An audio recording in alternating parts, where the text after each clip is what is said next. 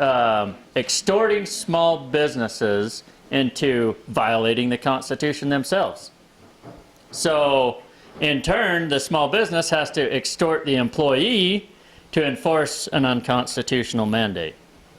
So what we're trying to do is provide resources to local communities to help fight these mandates on a local level. So we're going to try to get more attorneys together. Chris has been helping us out with that, but we have a lot of other attorneys actually wanting to get on board with this. So we're trying to put those resources together and get people together with those attorneys and small businesses that we can start fighting back at the local level. And with that, we're going to elevate it to the Supreme Court level. So we have another law firm, the Bott law firm, that is ready to take this to the Supreme Court just as soon as we give them the go-ahead and a giant paycheck. Small businesses are suffering so bad. Think of our servicemen and women. They go fight overseas, they stand up and die for our freedoms, and they come back home to a shit show where people gave those freedoms away. Just gave them away. And I've had some of them call me and just say, we don't even know what to do. We don't even know what we came back to. You know what happened? We went and fought for our freedoms to come back home, and nobody even knows what those freedoms are. They gave them away. What we're trying to do with this is education. Trying to help educate people about what their constitutional freedoms are that is guaranteed to them by the Constitution. You know, it's a right that you have, that we all have, and so we're trying to get that education out there as well.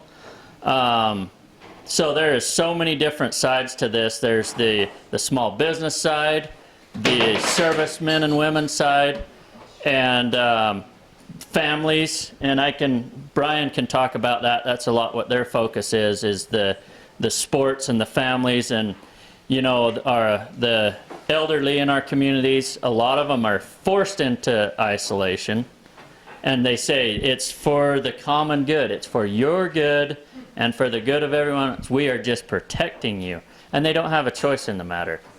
You know, freedom of choice has been totally taken away in this whole thing. So what we're trying to do is give that power back to the people. This power was never meant for the government, let alone health departments.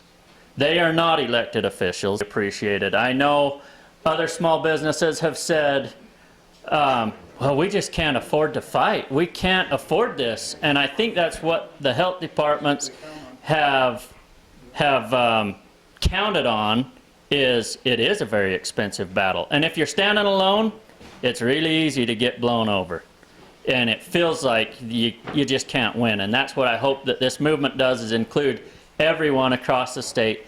Everyone stand up for freedom, stand up for our small businesses, and stand up for our families. Because our families are being torn apart by this whole thing too. And now, Chris, or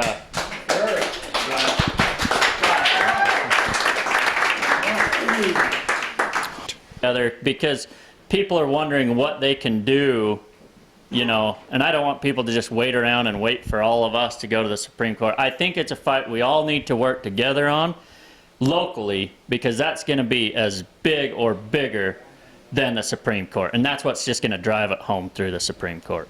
And right now, we have the Constitution on our side. Who's to say in a year if they don't pass something that makes it to where, you know, half of people don't even know what it is right now. That's why we want to educate. In my opinion, and we have talked to a lot of other political people as well, but we're trying to keep it as non-political as possible. But we do need to get with the people that are in those positions that are supposed to be standing up for us, right? And say, why aren't you standing up for us? So the way it actually starts, the popular sovereignty section. Popular sovereignty, all political power is vested in and derived from the people. Okay, all government of right originates with the people, is founded upon their will only, and is instituted solely for the good of the whole.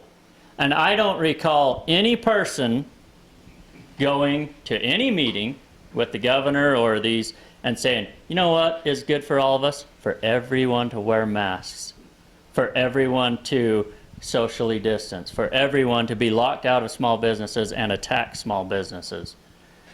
Right in the Montana Constitution, it states that it comes from the people. Why are we even talking about that right now? You know, why didn't people throw up an uproar at that time? You know, we're all essential. Small business is the heartbeat of America. Well, for me, I just got in trouble and I got sentenced to 40 hours community service. So I thought, this is great. This qualifies. No. Yeah, this counts. So, no, you know what? What fired me up is when they came out and said that parents couldn't go watch their kids play sports. And I thought, are you kidding me?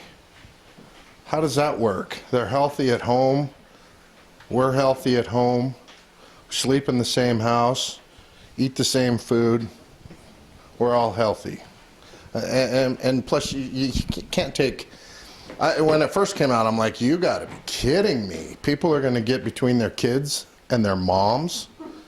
That doesn't work out very well for most people. So we started the Montana Sports Fans Alliance, and honestly, I had no idea that it would take off like it did.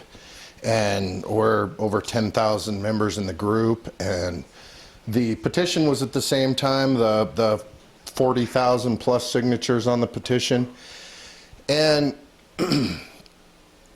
it was funny because all of a sudden people were allowed to go watch their kids. But they said we didn't have anything to do with that. And then it's almost like they sticking a pacifier in our mouth and expecting us to go away, and we should be happy with that. And we're not done. Grandparents, my parents live 230 miles away, and they're my kids' #1 fans. And this is how ignorant this is. The inconsistencies blow my mind. They came to Billings, watched my son, who's a sophomore, play in the JV football game, and there wasn't any restrictions. Then everybody had to leave, and for the varsity game, they had to leave, and only 2 people could come back in. How much sense does that make? Blows my mind. So that the inconsistencies. He sends out this mandate, and honestly, it depends right down which political side. We tried to make it not political, but it's so hard. I mean, it came right down to which side of the fence you sat on how you interpreted his mandate and how you're going to enforce it. And it blows my mind, the inconsistencies between Billings and Missoula and Helena and Sydney and Broadus and Libby. I mean, you hear from everybody in the state how different it's been interpreted and what the restrictions are. And we can't just sit back. It's almost like it just awoke a sleeping giant, you know? Because everybody, complacency, voter complacency, and just societal complacency is awful until it impacts you directly. And when you started separating kids from their parents, parents from their kids, it's like it flicked a switch. And it was amazing to me how small Montana all of a sudden got. And we had people from all over coming to us saying, what can we do? How can we fix this? And it just worked out that Jerry and Josh decided to have a little concert so we could all commiserate together and start putting our heads together, and here we are. I think that's what people are most scared of. I think they look at the daunting task of taking on these arrogant, elected and appointed officials and think there's no way I can afford to, I can't fight that on my own. And so here we are, and it's a start, and it's just a start, and it's going to take small steps. but I'm amazed already at what we've accomplished. Just in like 762 different texts, I think, and like I'm huge on texts, and no, we've accomplished so much, and we're just getting warmed up. We need everybody to get involved. Tell 5 people and have them tell 5 people, and that's the only way this is going to work. It's truly going to be one of the greatest grassroots efforts ever launched.